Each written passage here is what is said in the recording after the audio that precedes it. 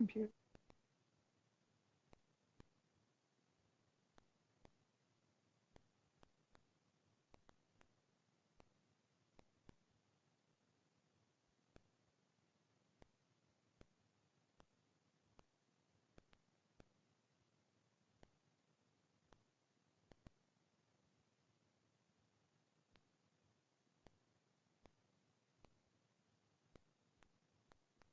Live?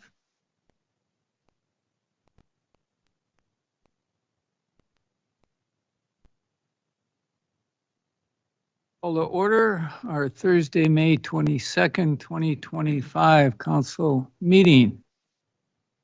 Start with the adoption of the agenda. So Almeida, the secondary by Councillor Southcott. Any discussion on the agenda? All in favor? Passes unanimously. Motion to go to close? Councillor Almeida. I move that the committee move into a closed meeting. Oh, well, we're in council meeting today. So I move that council moves into a closed meeting to discuss matters covered by the community charter under sections 90.1, C, labor relations or other employee relations, I, the receipt of advice that is subject to solicitor-client privilege, including communications necessary for that purpose. By Councillor Isaacson. Any discussion? Favor? Passes unanimously. Reconvene at 7 p.m. and we will head upstairs.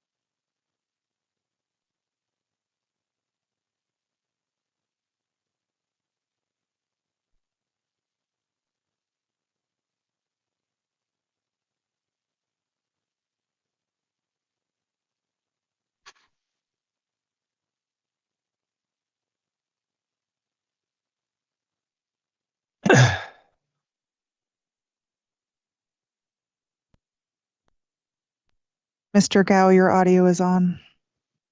My apologies. I'm more protecting you than us. If you need to cough.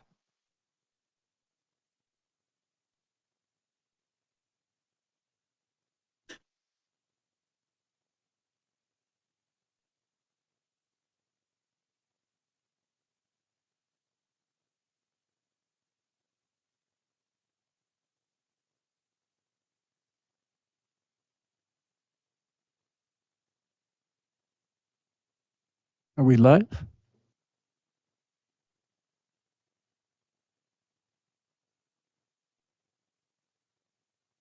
Great. We'll, excuse me, reconvene our council meeting. I'd like to start by acknowledging holding this on the traditional lands of the Clallam Nation. We'll start with the public input period. So this is where members of the public have an opportunity to provide comment for a maximum of 2 minutes on items listed under legislative matters, committee recommendations, or new business. We have anybody wishing to make a input? Anybody online? Oh, just a second.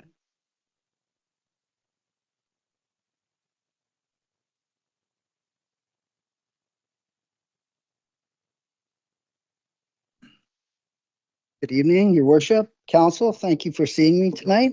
My name is Brent Burns, and I'll be representing Mr. Pocklington. Thank you for taking the time to review this application. We would like to summarize our position after meeting with the Planning Department on May 9th. With the reference to item 10.1, we believe the most responsible solution to be option 2. The council approved the Insurance Department Variance Permit 284 that varies City of Powell River Infrastructure Design Construction Bylaw 2225/2009 by relaxing the requirements to provide and install a new water main fire hydrant as established in the city's PWSR for Lot 4 on Cranberry Street. Instead of paying approximately $2,000 for a 3/4 inch, if I may use the 3/4 inch compared to the 19 mil, to tie in to the front of Lot 4, it was suggested we would be paying approximately $6,000 for a 150 millimeter or 6-inch trunk, twin trunk, and then have it tied in with a 3/4 service line to our house. So if you do the math, $6,000 for the municipality's request, less $2,000 of what the cost for the 3/4 inch service would be, he is paying $4,000 extra for a dead-end blow-off line that will be ready for a new potential hydrant replacement and possibly a new development further up the road, making one less tie-in for the project. We feel that this is far too much to ask for a single-family dwelling homeowner to have to compensate the Powell River bylaws. It seems like a single property owner might possibly be partially funding the large future development without jurisdiction. Given the history of the property that has had multiple owners unable to build upon it due to hurdles and obstacles, not allowing a simple resident. Excuse me, I'm just going to ask if council will allow you to continue. We see, all right, please, you may continue. Okay. Residents to the construction. We feel that it's time to head and allow the process for the following path to ultimately provide a much needed house in Powell River. So thank you very much. Thank If you you. have any questions, I'm representing Mr. Pocklington. I'm a Red Seal plumber and I've done lots of plumbing. So if there's any questions regarding any of this, I'd be happy to answer you. Thank you very much for your time. Thank you. Anybody online? You know, others will move to the consent agenda. Councilor Isaacson, I move that the May 22nd, 2025 consent agenda be adopted. seconded by Councilor Elliott. Seeing no discussion, all in favor? Motion passes unanimously. Now move to legislative matters. 10.1 is a development variance. Permit 284, Lot 4, Cranberry Street. Mr. Pocklington. Great. Good evening, Council. This is Director Gao. I'm just going to share my screen with you.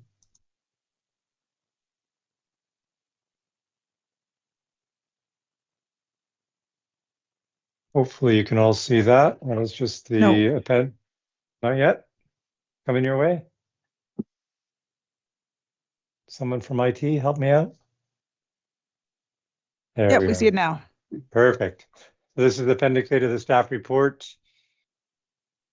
I will just move on to Appendix B just for reference. And good timing. Mr. Burns was here to present immediately before me. So you heard from Mr. Burns. I'm just going to go through the report and we can talk about those options that staff presented at the end. So at the most recent council meeting held on May 8th, I presented development variance permit application 284 that requested a variance to servicing requirements established by the City of Powell River Infrastructure Design and Construction Bylaw for Lot 4 Cranberry Street. More specifically, the applicant was seeking to remove the requirement to provide and install a new fire hydrant and new sanitary water and storm service connections to their property. After discussion, a decision on the application was deferred to a future meeting of council. Staff were also directed to prepare alternative recommendations for council's consideration.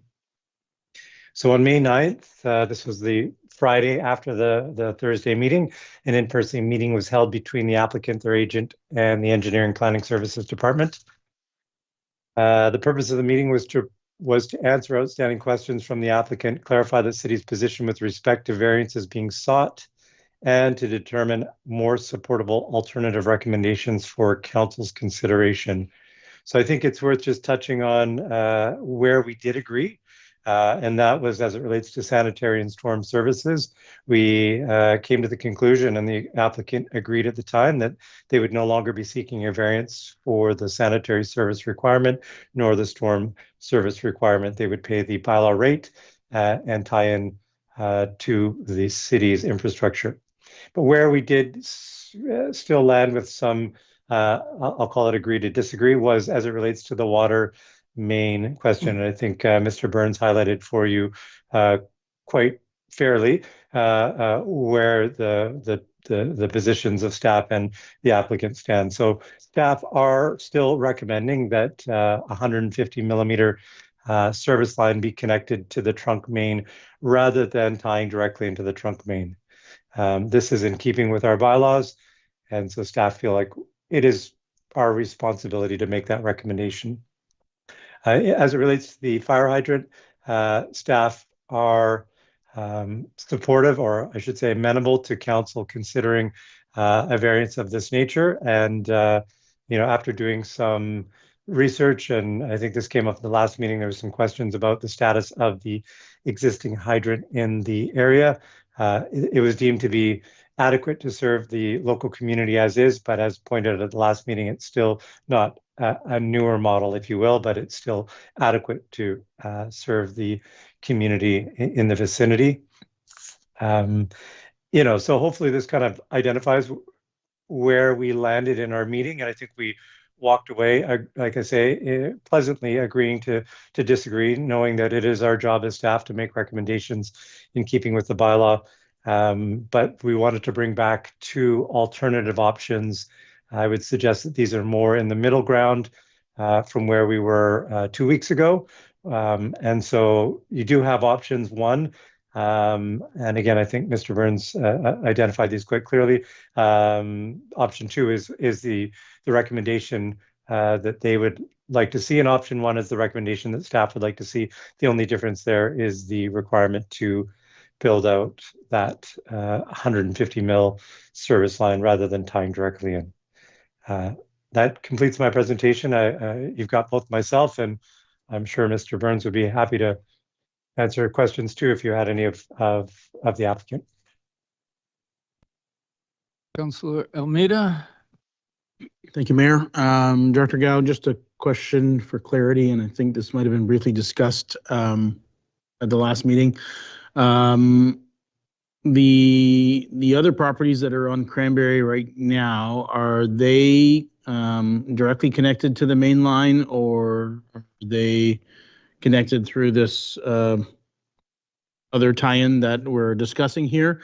Is the first part. And the second part to that question is, should one of those properties or one of those owners decide to redevelop their property at some point, would our current bylaws require them to have a secondary connection instead of directly tied in if they're directly tied in now? Sure. Thank you very much. Through the chair to Councillor Almeida. Your first question is, yes, the properties in the vicinity are tied directly into the trunk main. This was the result of practices years ago. But to your second question, if a property in the vicinity that was tied directly into the trunk main came up for redevelopment and of a certain scale, because again, if there wasn't a requirement to redo the service connections, it might not trigger this requirement. But the bylaw currently reads that this secondary service main is best practice. Yeah, hopefully that answers your question. Councillor Elliott. Thank you, Your Worship.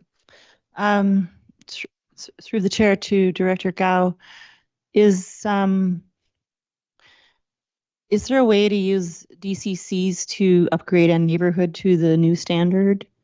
The DCC funding that we have is for upgrading, I think. And if so, how would that maybe apply to a neighborhood that is got direct connections versus the secondary line, like across the board, like that neighborhood has? Through the chair to Councillor Elliott. So DCCs are for specific DCC identified projects, and for the most part, they're typically related to new development. So money is put aside for encouraging or allowing new development. So if we were looking at an area of our community that required a long trunk main to get to before that area could be developed, that would be a good DCC project. This would be funded through other reserves, infrastructure reserves that we would have when we were upgrading on a more major scale, if you will.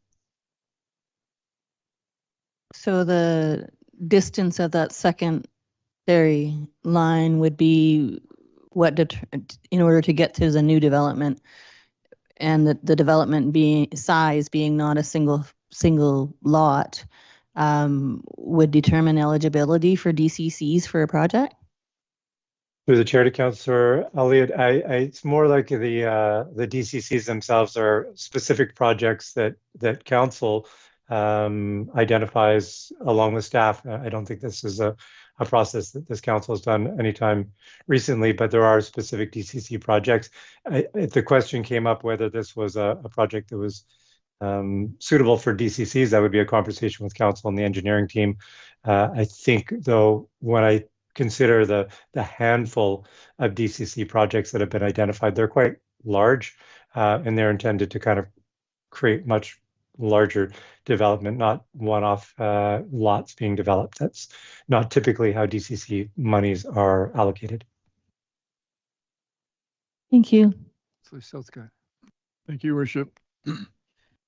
And thank you for your report, Mr. Gao. My question is about latecomer agreements. Would they not apply if there was any redevelopment that where our developer wanted to change the connection to the water main? And question 2 would be about safety, being as that is a high pressure trunk main. Isn't bylaw 2225 consider safety as an important consideration, and that being one of the reasons why the secondary line come off the trunk, the larger line? Through the chair to Councillor Southcott. Why don't we start with the safety question, because I think it will help council perhaps with the scale or scope of this particular request of the developer.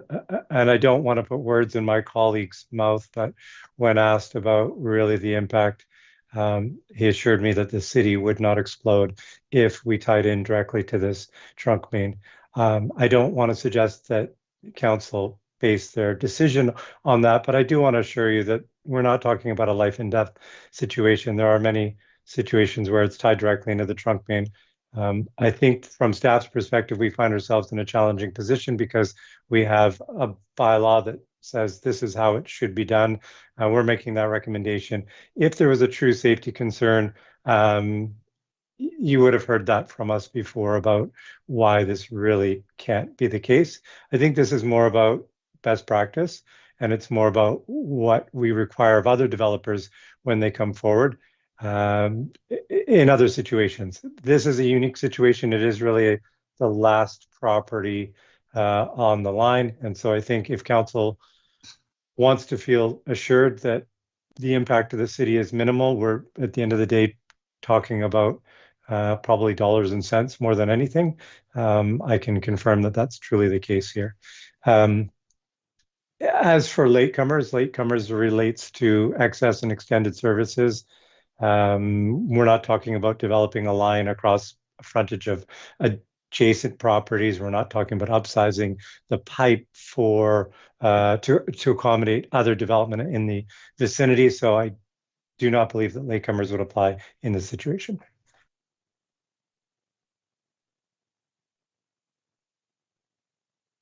Yes.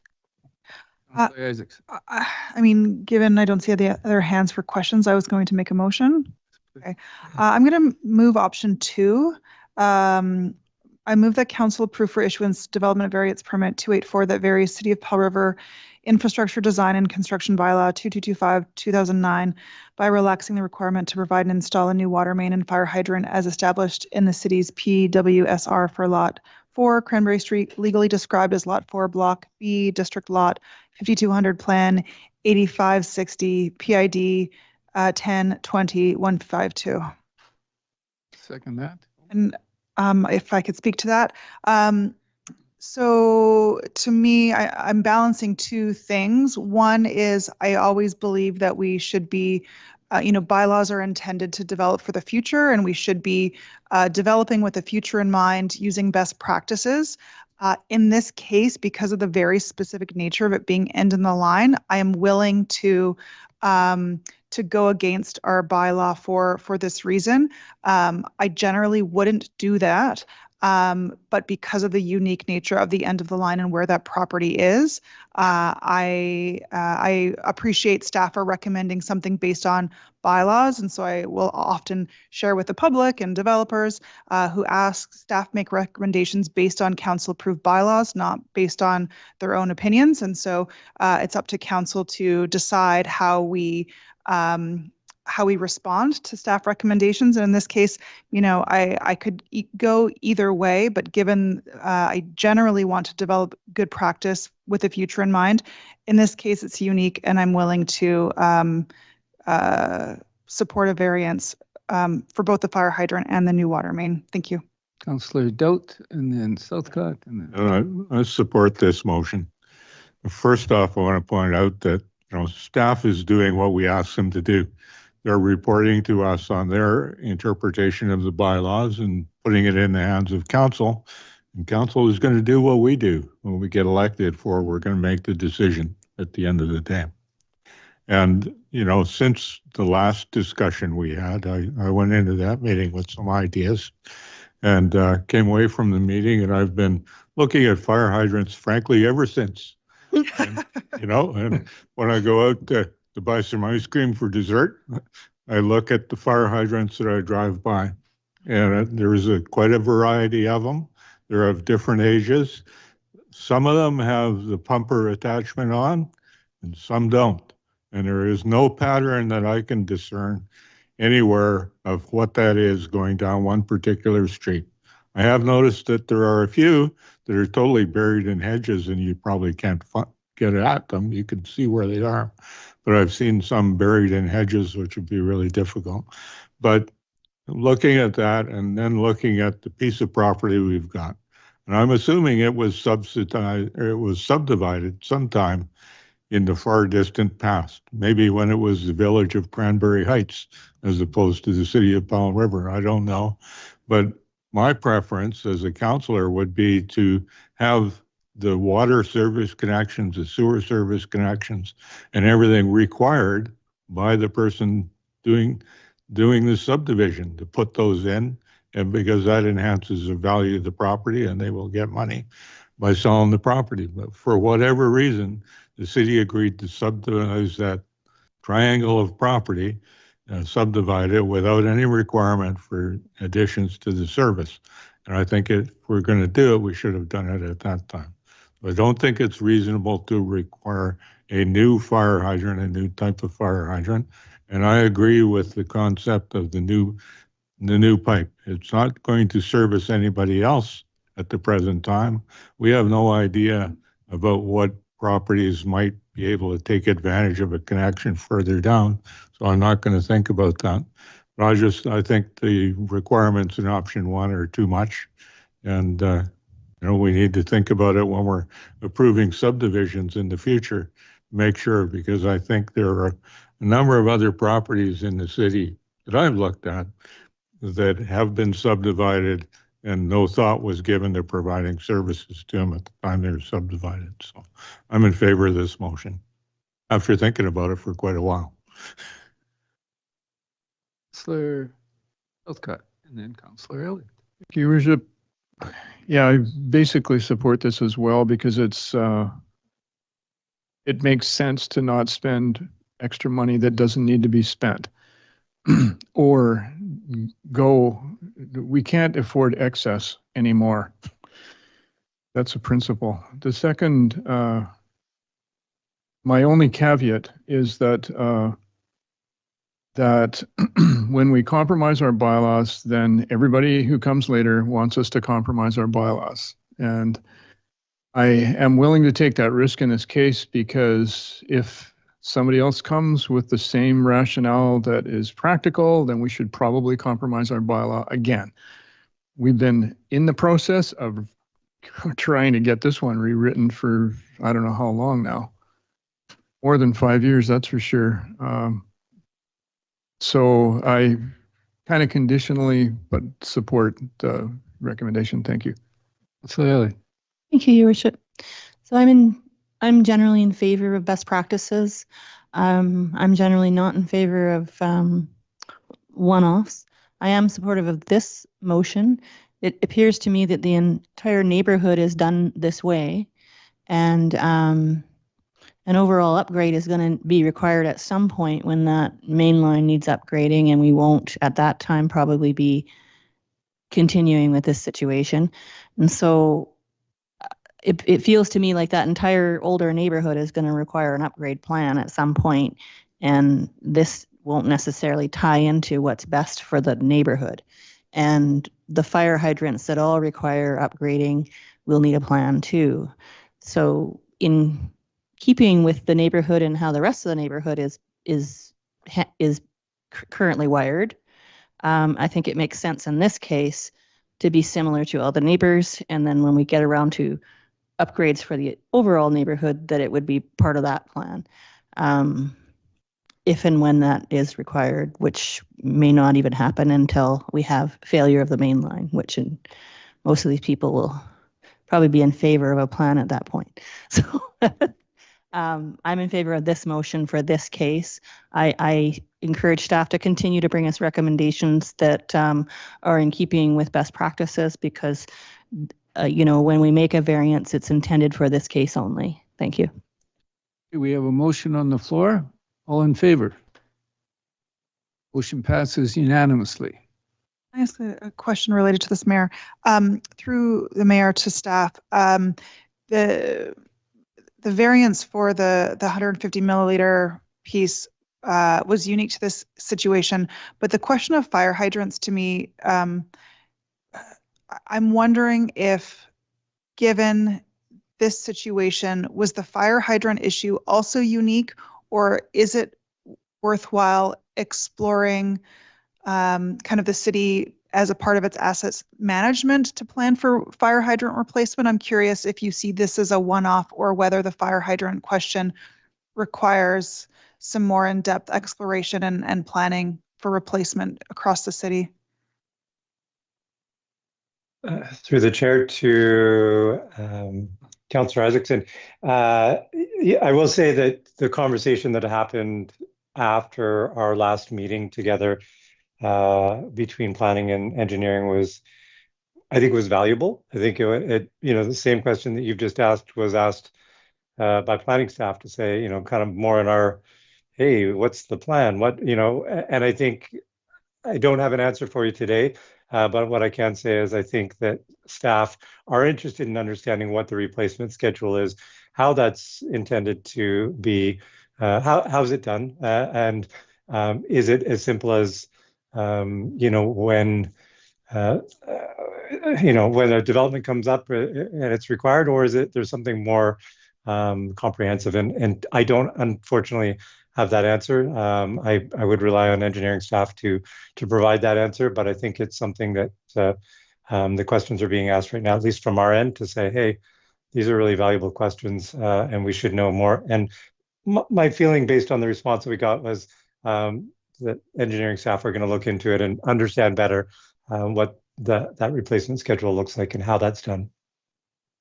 Thank you. We'll now move to 10.2, which is Development Variance Permit 283 4660 Harvey Avenue, to the Director of Planning. So you've got me again here. Thank you once again, Council. Again, something coming up on the screen. Maybe it'll take a second. There you have it. So we are talking about a property in the Westview neighborhood, and the purpose of the report before you is to present a development variance permit application that proposes to vary driveway requirements as established by bylaw as part of proposed developments. Part of a proposed development of a carriage home at 4660 Harvey Avenue. There is the subject property, Appendix B from the staff report. The city has received an application to vary City of Powell River Infrastructure Design and Construction Bylaw 2225 as it relates to driveway requirements. The subject property is located at 4660 Harvey Avenue, and important to understand for this application is that the parcel has frontage along Harwood as well as Harvey, and you can see that on the screen. As stipulated in the bylaw, no more than one driveway is permitted on any R1, R2, R3, or A1 or RM1 zone parcel where the land use comprises of single-family dwellings. The applicant is seeking a relaxation of this requirement in order to construct a second driveway on their property as part of planned construction of a carriage house. The proposed second driveway would come off of Harwood Avenue, and they have supplied, as part of their application package, a development plan. You can see this, and unfortunately it's reversed in the image that you just saw. Harwood on the left-hand side of the screen and this one and Harvey on the right. So what's proposed on the left-hand side of the screen there is that new driveway with access onto Harwood. And you can see on the right-hand side of the screen, the existing house with an existing driveway onto Harvey Avenue. So in terms of the neighborhood impact, planning staff have reviewed the application and are supportive of the variance being granted. Again, it speaks to a situation where we have a property owner looking to infill their property with a carriage house, and so supportive of that from that perspective. And I think the review from staff's perspective was that there would be limited impact to those, especially those on Harwood Avenue Harwood Avenue by allowing a second driveway. That completes my presentation. Councillor Elliott. Thank you, Worship. So my question is not necessarily related to this particular project. I think I see the wisdom of the recommendation and I'm in favor of it. My question is around our bylaw that restricts a single driveway to parcels that are fronted by two areas and the push to increase the amount of living units or homes on any given lot, and whether amendment of that bylaw might be advisable in order to expedite people's ability to get permits without a development variance permit. Through the chair to Councillor Elliott. So as Councillor Southcott pointed out just shortly, there is a move towards updating the infrastructure design construction bylaw, and that's where this requirement lives. I think more broadly speaking, you know, one of the things that will be considered is the impact of allowing access on to highway dedication on either side. So in this case, it is a road and a road, but there are cases where it's lane and a road. And our bylaw actually says in a situation where you have a lane, access should actually be to the lane. And what that does is it lessens the impact on some of our streets. And so Joyce Avenue is a great example. You know, south of Westview, there's a lot of properties that have access right out on Joyce Avenue, but they also have, in many cases, lane access. The impact of having both access onto lane and the immediate highway in front of the property is that you have a challenging situation with the pedestrian realm. You've got cars crossing the sidewalk. You think about active transportation and all that creates. So I think there is more thought that needs to go into it. And again, it's something that is being explored as we look at our infrastructure design and construction bylaws. So there's a lot of different ways to look at it. In this case, I think because you've got two fronting roads, there are driveways on either of these roads, and it makes a lot of sense to just support this one. And that might be the case if we're looking at a few stretches where we have double fronting lots. We don't have that many double fronting lots, but we do have a few parts of our community that are straddled by roads on either side. Thank you. Councillor Dodd. I'm going to jump right into talking about what I think about the variance, and I think it's reasonable. And it's different than some of the other ones because we have a driveway to Harvey and a driveway to Harwood. They're separate roads and they're separate accesses. One of the reasons I think that we have a restriction for the single driveway is so that there are not like two driveways for a carriage house and a house coming out to the same road, or in the case where we would allow 4 residences on one of these properties, the people might want to have 4 driveways going out to the same street, which makes it quite difficult for your sidewalks and your parking and all of those things. I think this is quite different. It's a distinctly separate access from each of the 2 roads, and it's not going to have a negative impact on either one of them, so I'd be okay with it. So you're going to put the motion I have forward? a question, actually. Question through the mayor to Mr. Gao. I'm wondering, like, looking towards the future on a street like this, can you imagine a situation where this lot might be subdivided? And are there any considerations for that when it comes to making plans like this in the future? Through the chair to Councillor Isaacson, I think that's absolutely something that we think about. I'll give you an example, and you can see it here on, oh, sorry, I stopped sharing my screen. I'm looking at it. You can see it on the example. I think it's Appendix C to your report. If somebody wanted to go forward and subdivide this property after they built the carriage house, they would run into a challenge with the setback not meeting the frontage requirement for the carriage house. So it's always advice that we do provide to the applicant before they actually move forward with something like that is not that we can require it, we can't restrict them, but we can definitely recommend that they provide an adequate setback along, in this case, the Harwood Avenue, so that the property could be subdivided.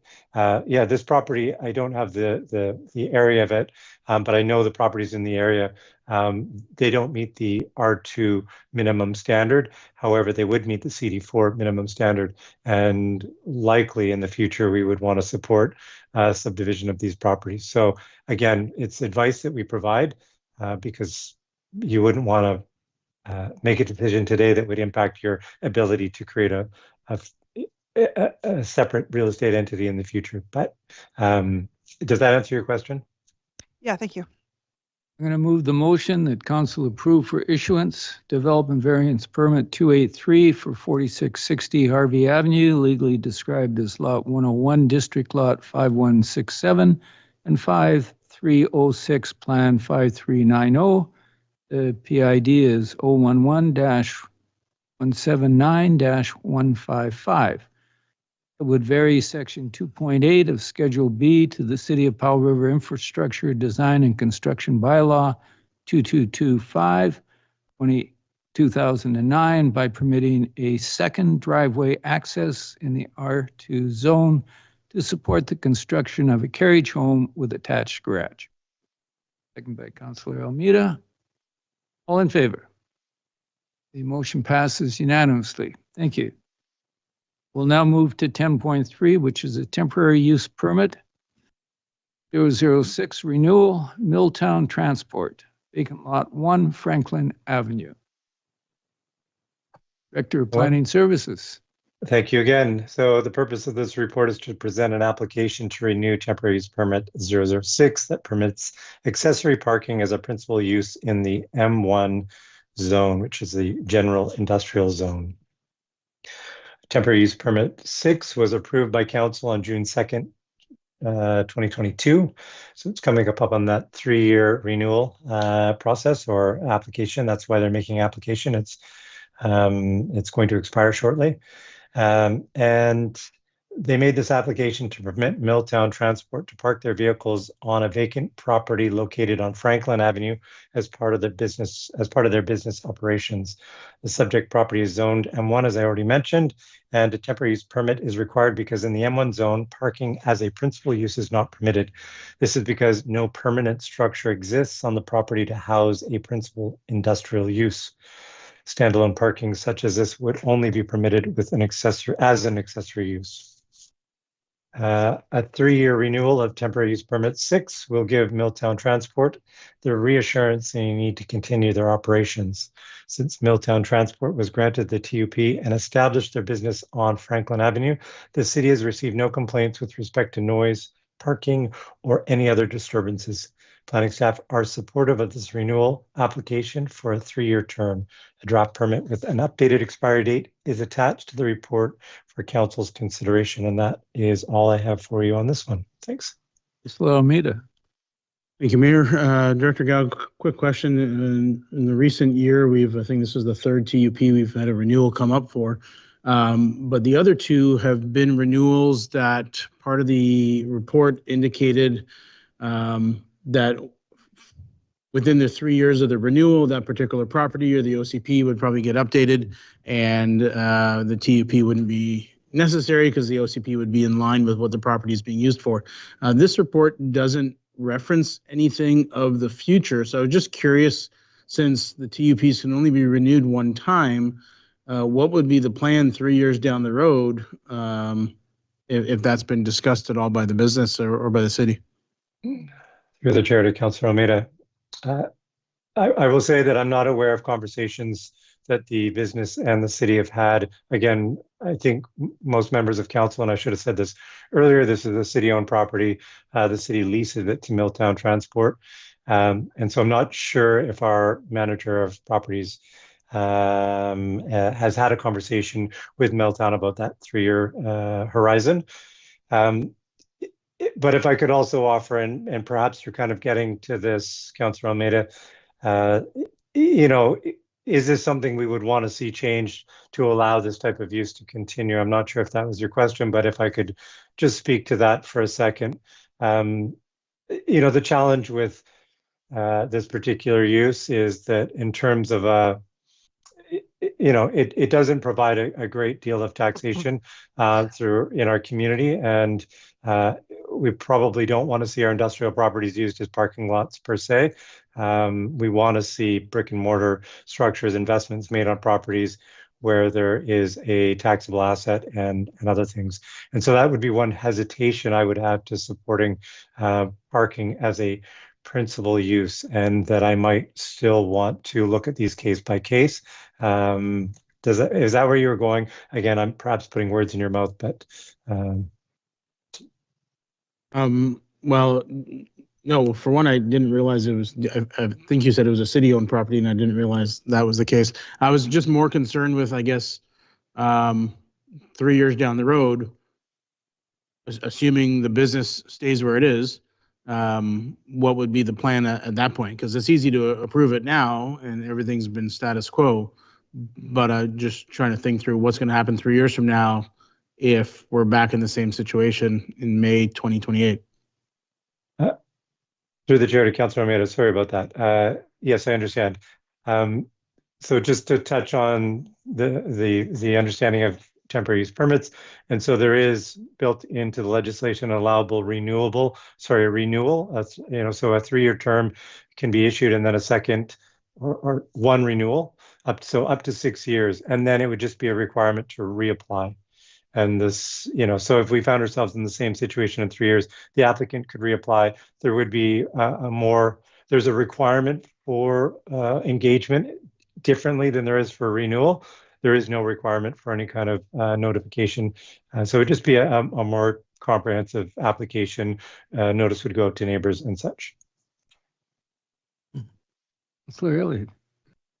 My question was very similar to Councilor Almeida, so I'm good. Thanks. Anybody wishing to put forward the motion? Councilor Almeida?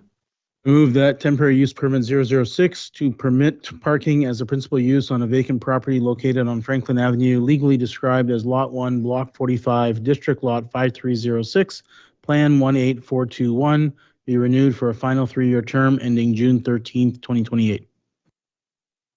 Councilor. All in favor? Motion passes unanimously. Thank you for the heavy lifting to our Director of Planning. Thank you.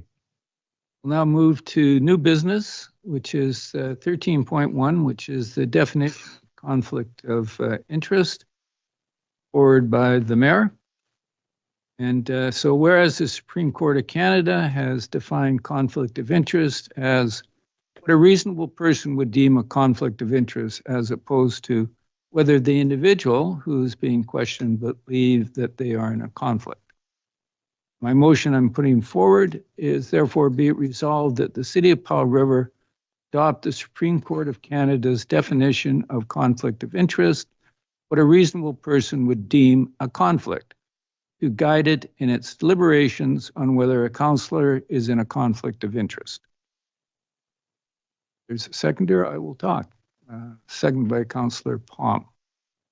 So since the last civic election, there has been much discussion in Powell River about conflict of interest, and as it relates to elected officials. So at present, there's uncertainty as to what could lead to a costly challenge in the court if there was an issue of significance to a significant employees, and we had not adhered to what the Supreme Court and the provincial government have suggested, then it could tie everything up for a long time. So I noted that in October of 2024, the BC Public Service stated to its staff, if you have a personal or financial interest that would cause a reasonable person to question your neutrality, you might be in a real or perceived or potential conflict of interest. So that's the basis for putting this forward. I think in the long run, it will simplify discussions on issues and assure the public that we are adhering to approaches that other federal and provincial agencies have taken. Councillor Palm.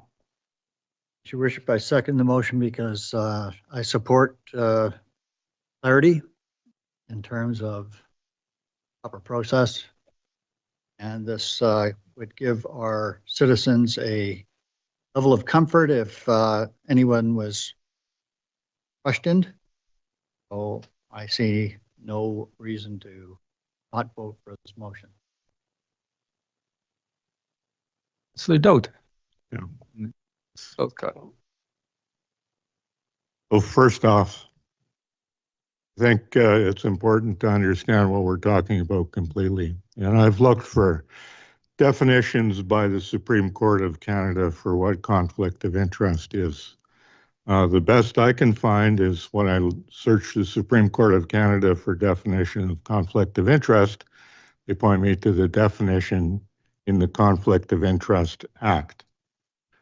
And what that says is different than what the mayor has quoted in his resolution. But the conflict of interest rules under conflict of interest number 4 in the Conflict of Interest Act says, for the purposes of this act, a public office holder is in a conflict of interest when he or she exercises an official power, duty, or function that provides an opportunity to further his or her private interests or those of his or her relatives or friends to improperly further another person's interest. So that's the definition I think that the Supreme Court of Canada has for conflict of interest. There are a number of types of conflict of interest that are talked about. One is actual conflict of interest. Another one is a potential conflict of interest where conflict may happen sometime in the future. And there is the perceived conflict of interest. And under the perceived conflict of interest, there may have to be a decision made. And that's where I find the language in the mayor's motion. And determining whether there is an apparent or a perceived conflict of interest is looking at what a reasonable person, reasonably well informed, would deem a conflict of interest. And that's not a definition. That's actually a process, a decision-making process, a standard of proof, as it were, to determine whether or not there is an apparent conflict of interest. As for the confusion, I don't think there is any. And we work under the Community Charter of British Columbia. It has a conflict of interest regulation in that community charter. And we have it copied in our bylaw, our code of conduct bylaw. And that definition is conflict of interest means direct and indirect, pecuniary and non-pecuniary conflicts of interest as defined by the community charter and the common law. So what I'm saying is we have a definition already. The Supreme Court that would be making decisions on conflict of interest complaints has a standard of proof that they will look into. We don't need to redefine that. And if anybody believes that there is a conflict of interest happening on the council, they have an opportunity to get together under the legislation and make a complaint. Individuals can do that if they get enough people together to sign on to the complaint, and council can do that. They can make a motion to have any individual investigated by the Supreme Court for conflict of interest if we can get enough councillors together to do that. So I don't think we need another definition, and frankly, I think that would confuse things more than cause clarity. And I think we need to get on with governing rather than arguing about what may or may not be a conflict of interest and what the definition is. We need to get on with that. If people have complaints, they should make them, and they can be properly adjudicated. Councillor Southcott. Thank you, Your Worship. I appreciate your intentions to simplify our business and working together. I definitely don't want to see us get involved in what we were a year or so ago when it became a pretty major topic, both in this chamber and also on Facebook. I kind of cringe at the potential for that. I think that since then we have acquired our own code of conduct that probably addresses concerns that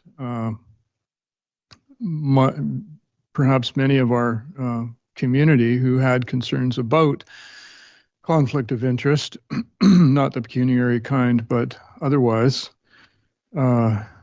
had. So we have that now. We have that tool.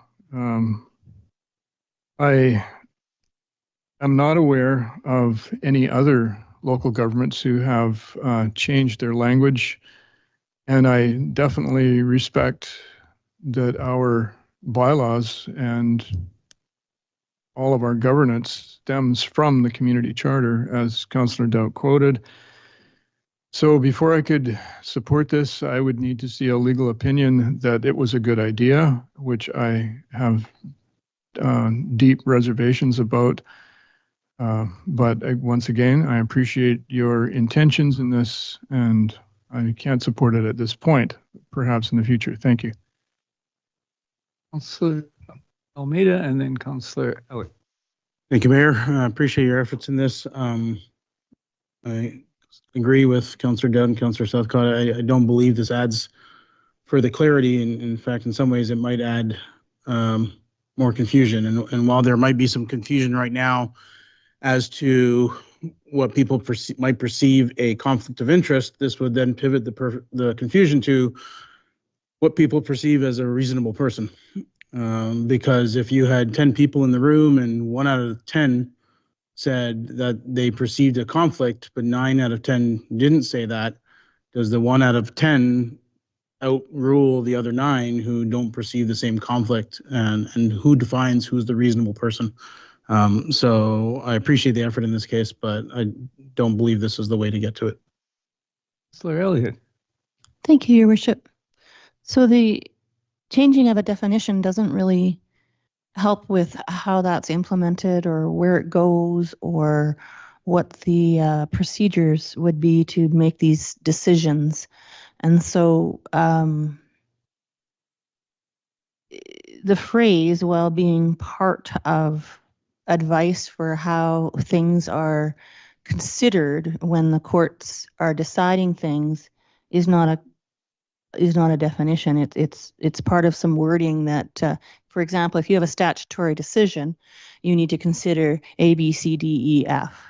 And so this might be one piece of that consideration, and it's not comprehensive. There's a number of things they consider, and that's one of them. And they aren't definitions. They're factors in what is taken into consideration by the decision maker. And so we as council aren't the decision maker. The charter is pretty clear on a process for how that's decided, and changing the definition so that it's inconsistent with the legislation would just make ours null and void, because anything that's inconsistent with legislation is then null and void because the legislation is the higher power. The process we went through for our code of conduct, we did have a number of discussions with legal counsel on the best way to approach this. And this doesn't seem consistent with the legal advice that we heard during that time.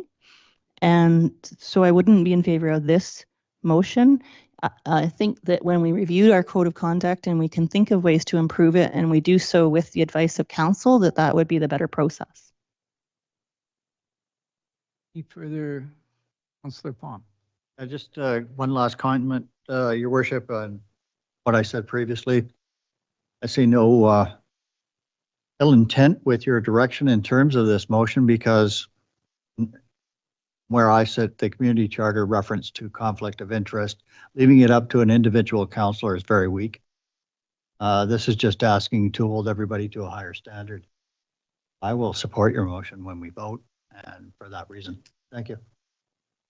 Any further comments, questions on the motion? I will call the motion. All in favor? Opposed?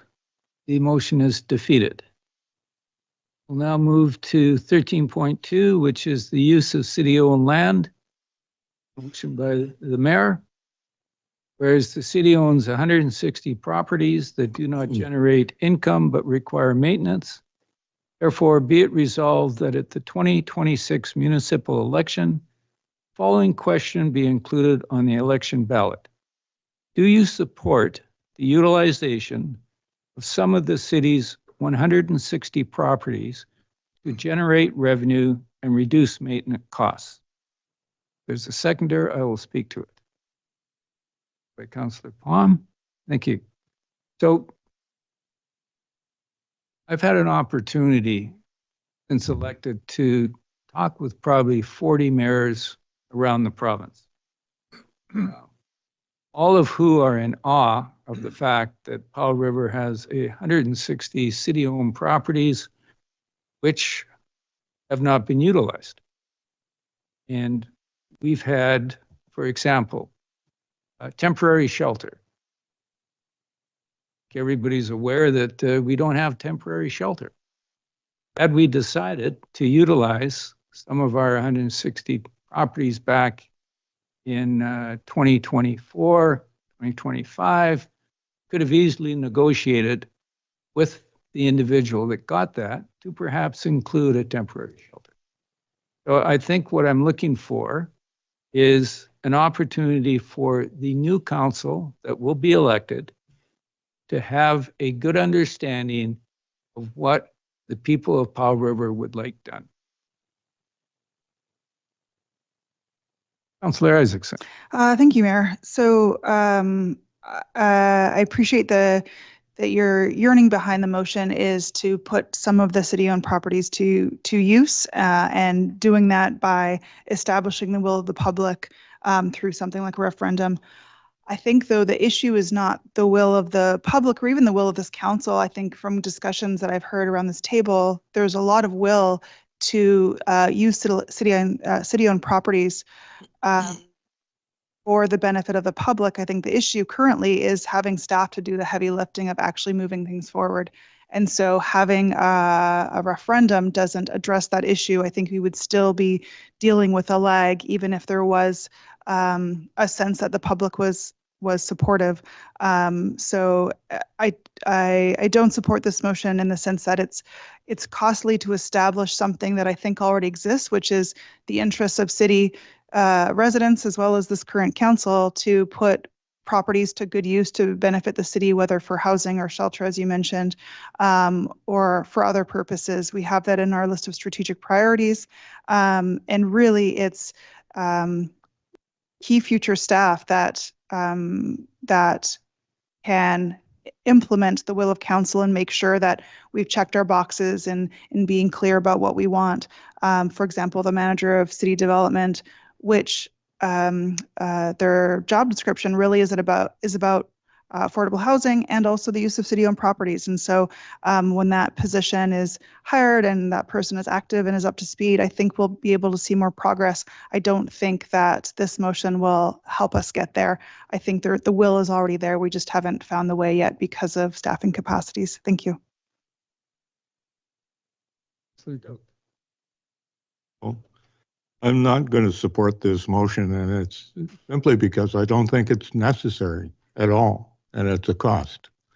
So in order to have a vote like that at the 2026 election, the dollar number cost of doing that would be somewhere around $30,000 to $40,000 to get a very simple statement that people support the utilization of some of the city's properties to create revenue. And, that wouldn't actually force the city to do anything. It wouldn't make a final decision on what properties to sell or lease and what to use them for. It actually would just, get some question of public opinion. First off, Councillor Alameda asked a question when we were talking about a temporary use permit. He says, what's the future use of this land? And city staff's answer was, that's a city property that's being leased out to a private business so that the city can get some revenue. It's minimal revenue, but we have an industrial user there. We have actually offered city land up for uses for a shelter.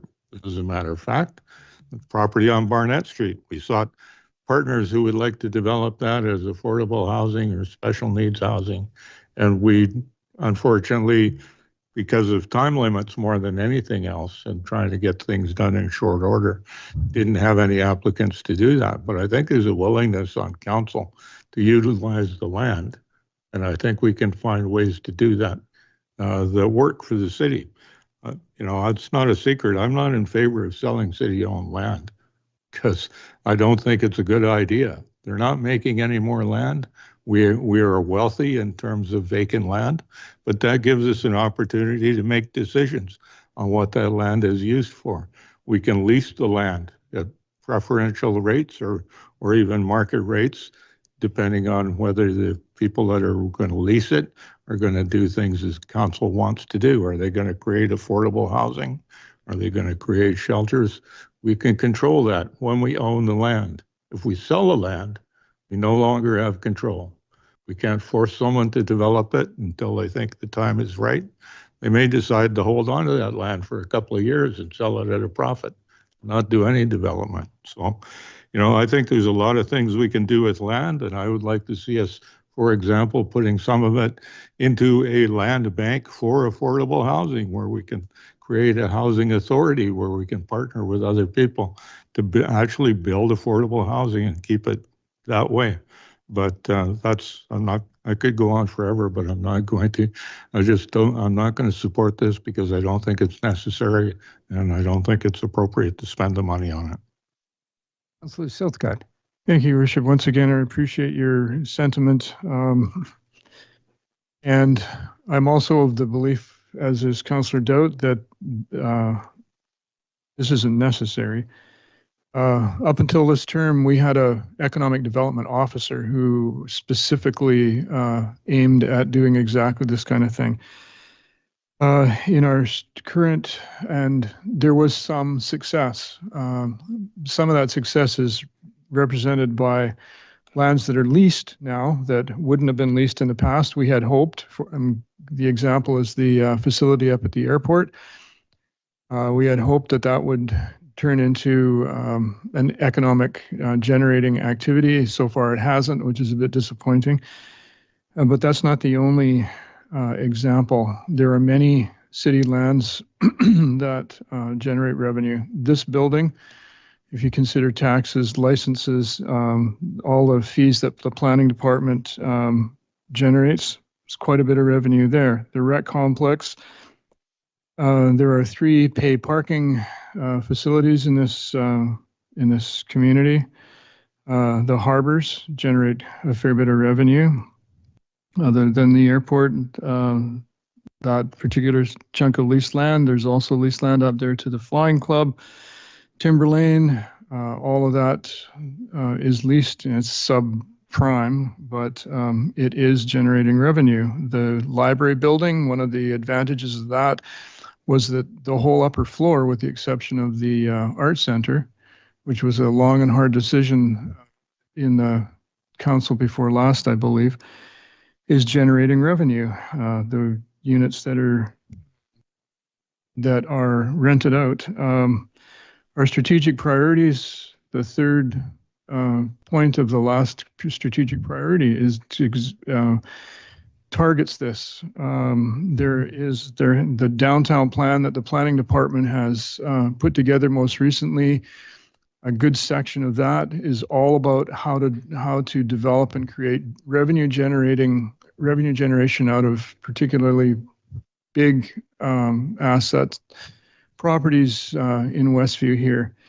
There's been much conversation in the public, and I would hazard a guess that the majority of the people in the gallery tonight have been involved in these conversations and debates. So I think that we actually do have momentum, and as we fill the ranks of our staff, and hopefully as economic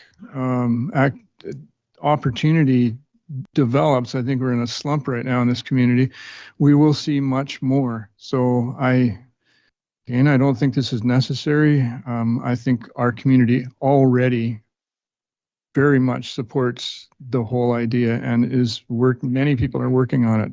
Thank you. Thank you. I have a question first, and then I have some comments. The question I have is, what does it cost to add a question to the ballot at election time?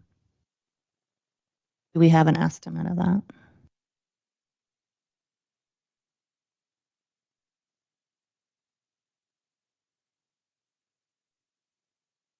Through the chair, I would imagine it could depend on the size of the ballot, but we're already printing ballots, so it wouldn't be an additional cost to a separate ballot in that way. A little extra staff time, I would imagine, for preparing the question, preparing the ballot, and then counting that extra question or the answers to that question, unless Mr. Fleming has additional to add. Thank you.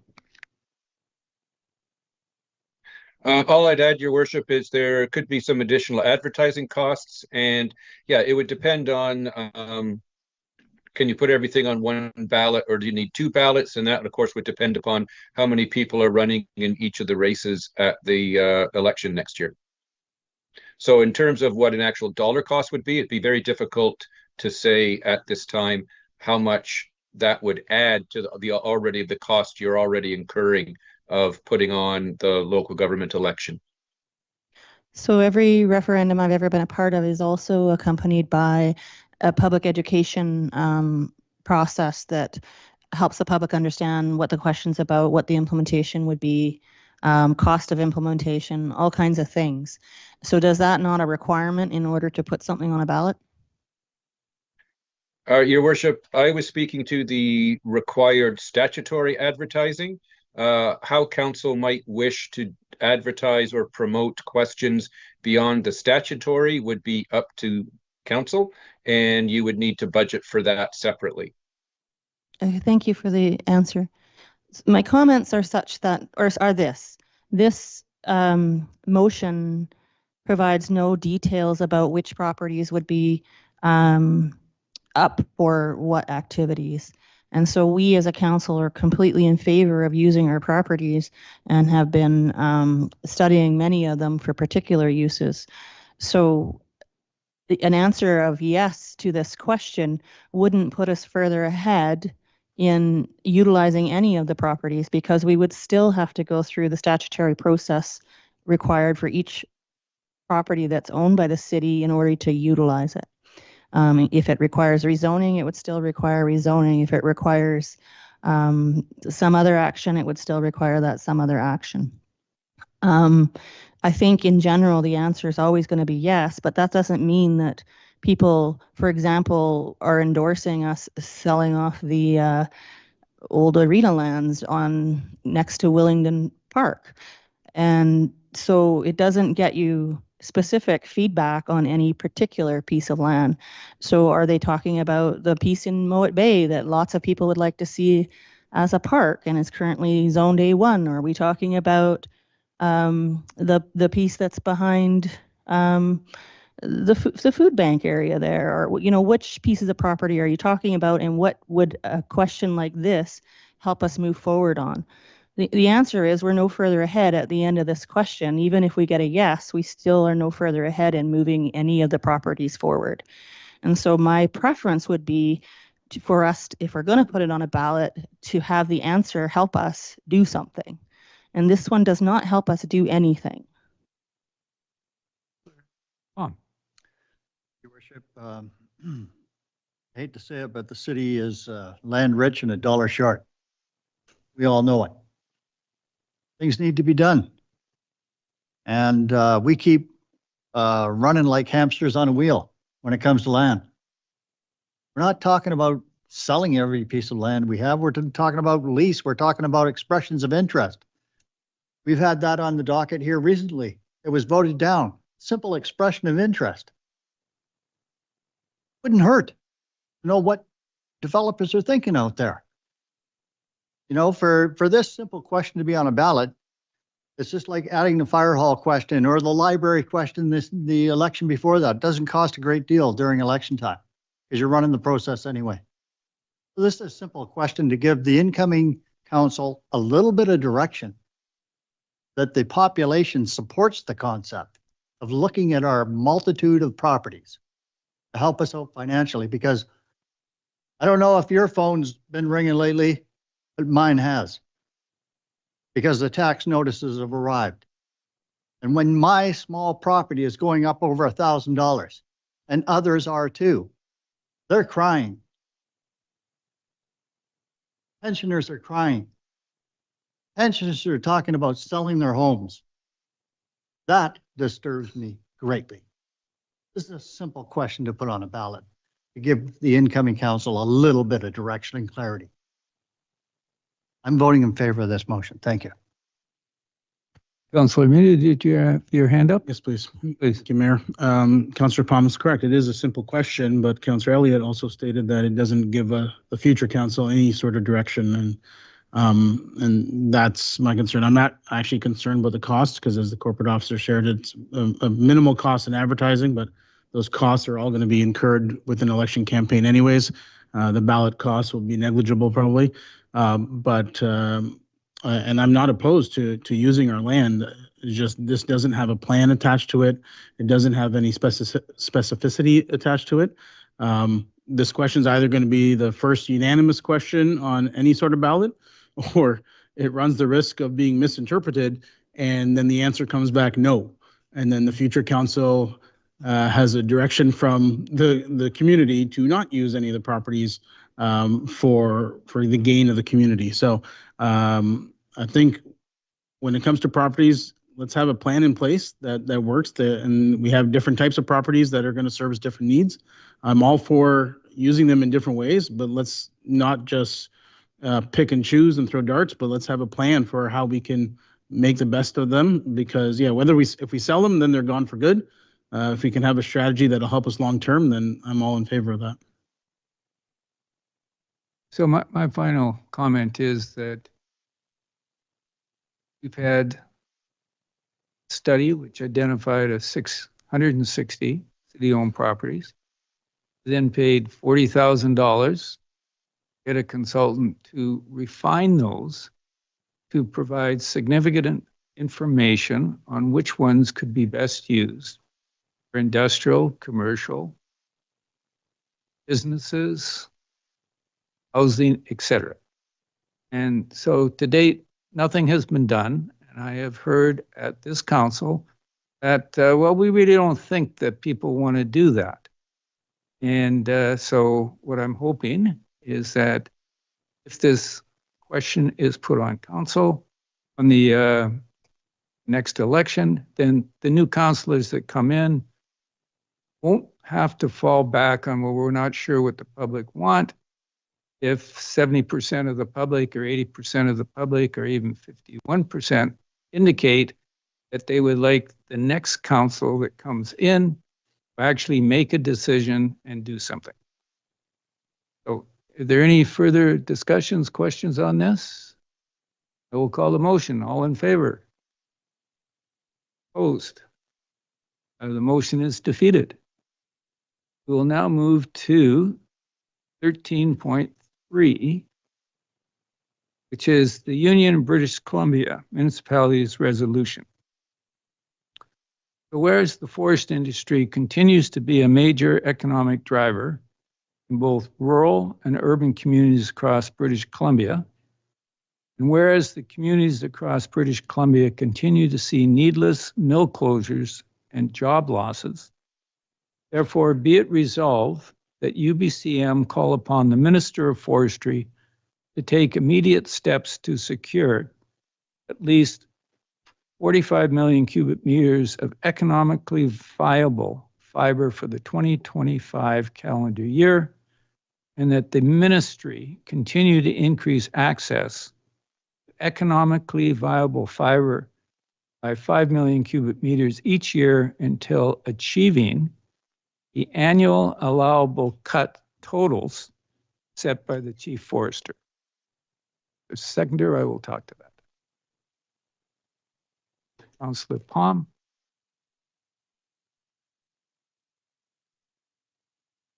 The economic benefit of forestry in BC is well known. It's also well known that forestry jobs and forestry wealth that was created has declined significantly. For example, a few years ago, it would have taken 2 months to get a permit to build a road into a timber area. On average now, that's taking 18 months to 2 years. And that is why the cut across the province is significantly lower.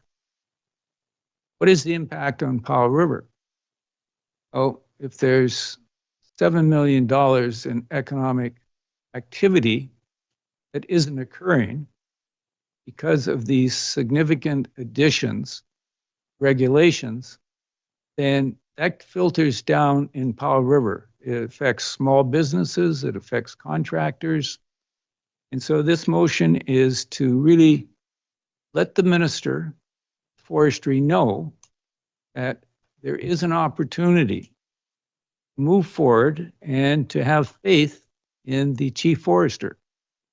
He's put forward these recommendations that by and large have been ignored or really made impossible because of multiple new regulations that have been put in place.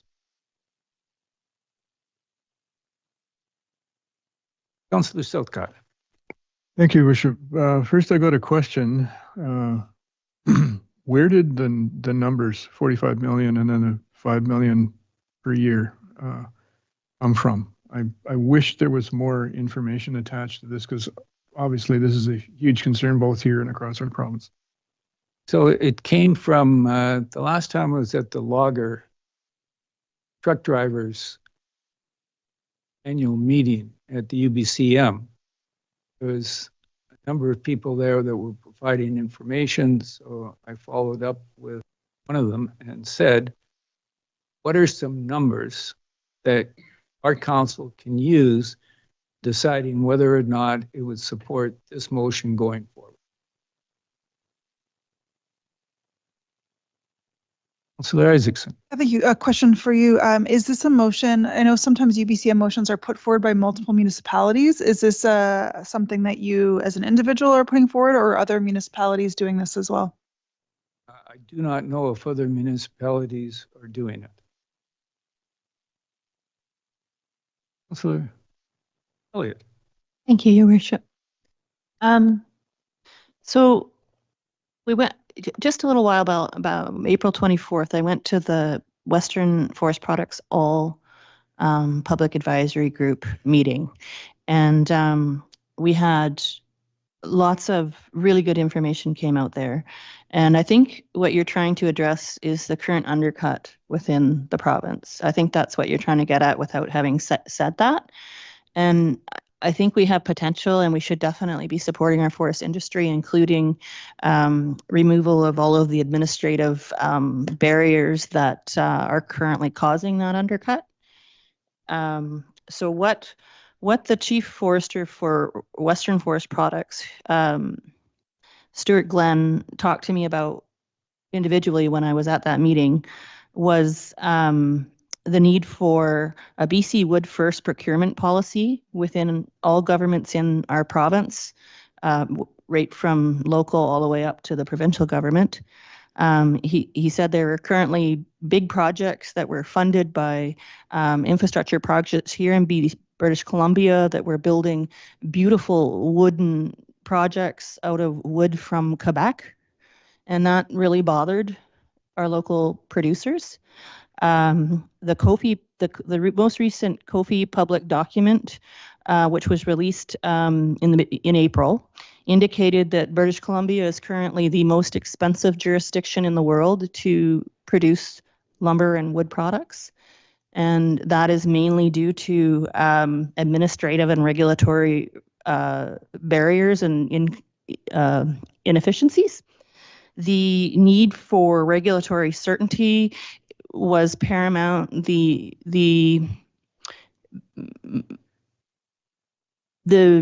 reason for the undercut. So getting permits in place and having forest companies being able to know what process that they're using and not have it change, halfway through the process all the time. Stuart also expressed that the reliance on the integrated resource management plans, he had high hopes that would really solve a lot of these problems, and there needed to be some commitment to implementation of the RRMPs, not just creation of them. And having the government stand behind that IRMP process with some kind of a, guarantee would help, and it would alleviate a lot of that administrative burden.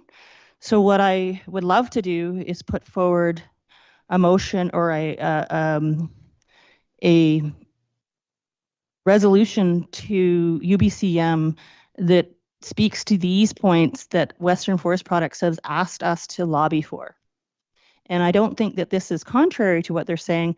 I just think it's not zeroed in on the need for regulatory certainty and lowering of cost around the regulation and receiving permits, and so that we can get our undercut utilized.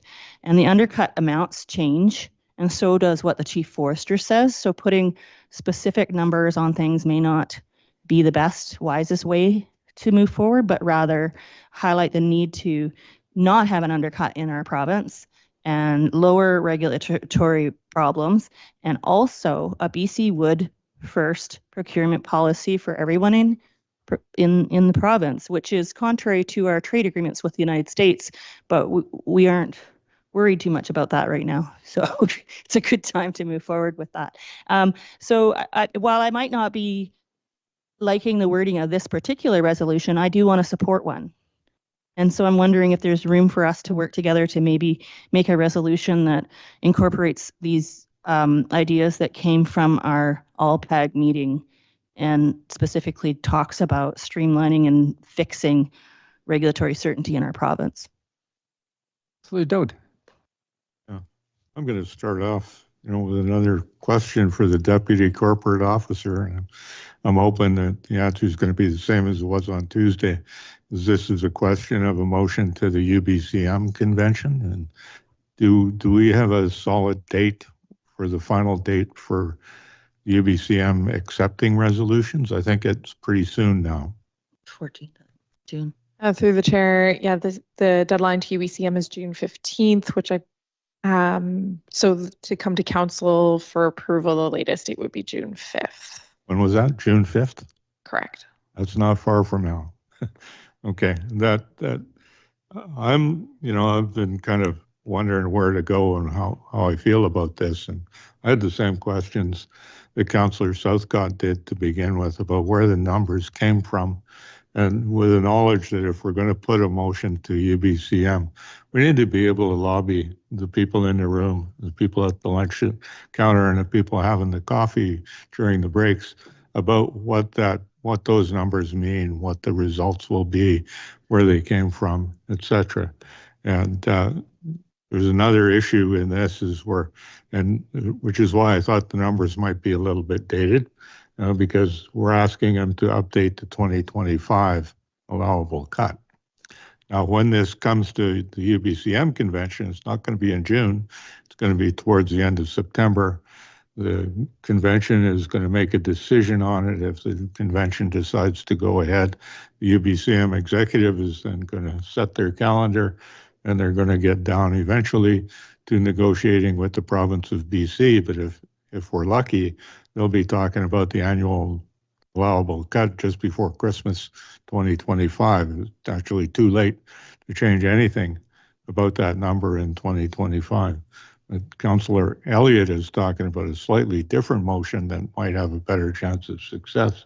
And I would really encourage both Councillor Elliott and the mayor to see if they can work together in the next short few days and come up with a resolution that might be a little more opportunity to win and to find support around the convention floor. I think there is a way to do that, and Councillor Elliott's got a bunch of closer dated information, and we've got a desire, I think, to make sure that the forest industry is healthy, because our community forest is part of that. Councillor Isaac. Thank you, Mayor.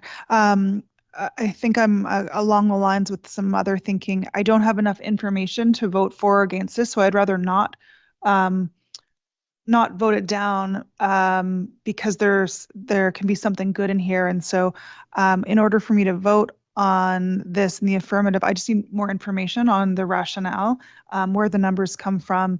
And, often when something comes from a councillor as a a motion in this sense, there's a bit of background documentation. And so there may be previous UBCM motions that talk to similar things where there is some background information that existing information you can draw from. So I would encourage just a bit more work. And if it came to council on June 5th with some more background information, then I can more thoughtfully consider it. Thank you.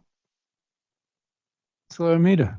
I'll go ahead and make that motion. I'd like to defer this to our June 5th meeting and allow the mayor and Councillor Elliott and other locals in the forestry space potentially to maybe revise some of the wording so that we can take it to UBCM and hopefully get it passed.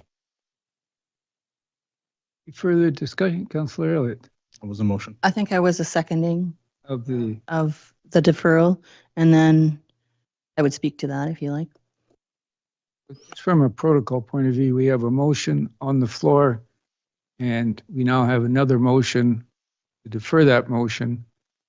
What are the protocols as we move forward on this? Your worship, so deferral motions cannot be debated. They're just, you call the question. Once it's moved and seconded, that takes precedent over a motion on the floor with no debate. Thank you very much. All in favor of the deferral motion? Motion passes. Yes, Councillor Elliott. I would suggest that it be deferred to a specific date, and I don't know if that was your intention. I think you said June 5th, right? If there's the only option we have to get it on the UBCM calendar. And I just wanted to offer to meet with the mayor at our convenience to try and wordsmith things that might take into consideration some of the stuff I was talking about. I agree. So we now move to public clarification. Members of the public may ask questions to clarify items discussed during the meeting for a maximum of 2 minutes. We have Mr. Galinsky. Any?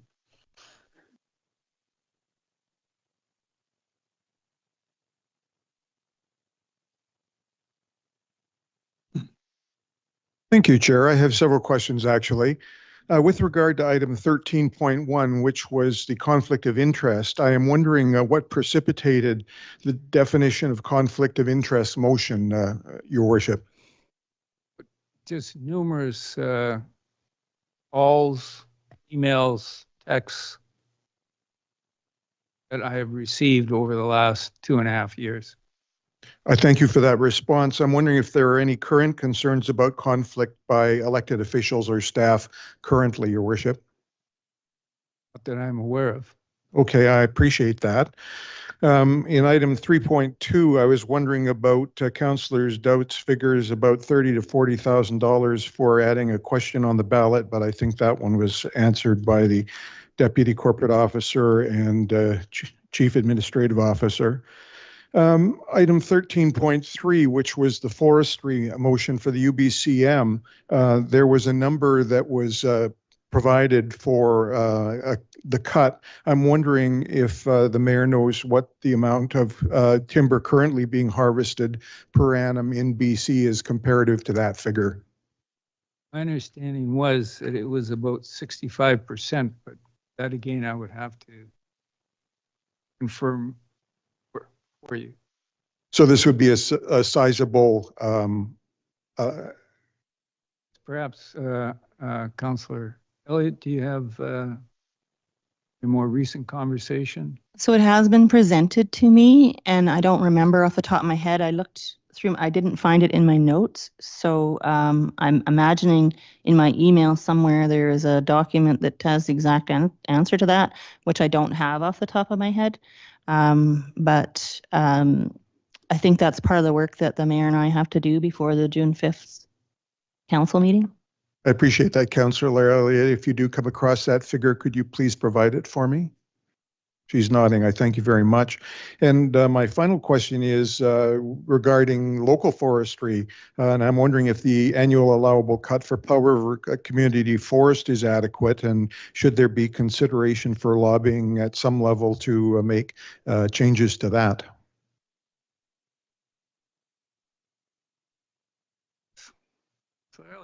Thank you. So the AAC for the community forest is, as you know, license-based, not area-based.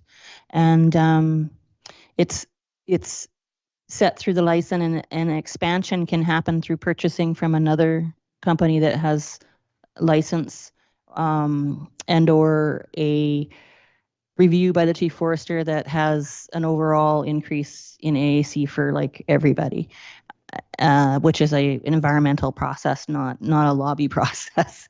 So I think expansion of the community forest would be a great idea. I hope there will be opportunities to do that. Would be in favor of that if they come around. Your worship, thank you very much for the opportunity to pose questions. Thank you. Do we have anybody in the audience? Do we have anybody online? It would appear that we are finished. Okay. Thank you. See you next week.